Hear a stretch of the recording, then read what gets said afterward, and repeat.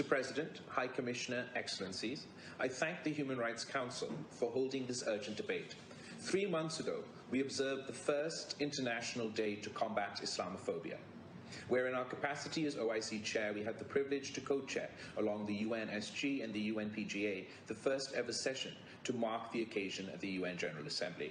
Unanimously, we all spoke with one voice in condemnation of Islamophobia. Unfortunately, the deliberate desecration of the Holy Quran has continued under government sanction and with a sense of impunity. Increasingly, these acts are designed to maximize provocation. We must see this clearly for what it is: incitement to religious hatred, discrimination, and attempts to provoke violence.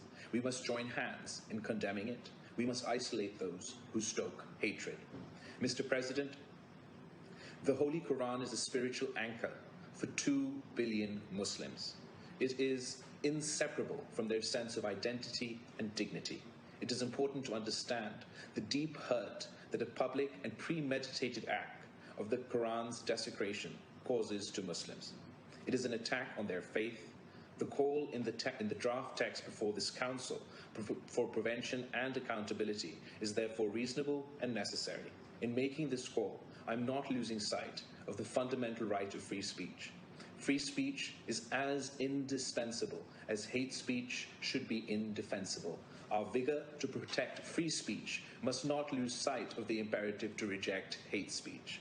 There is not a single Muslim country on the planet that allows for the desecration of holy texts of other religions. Such an act is unthinkable to any Muslim. It is forbidden by faith, by culture, and by law.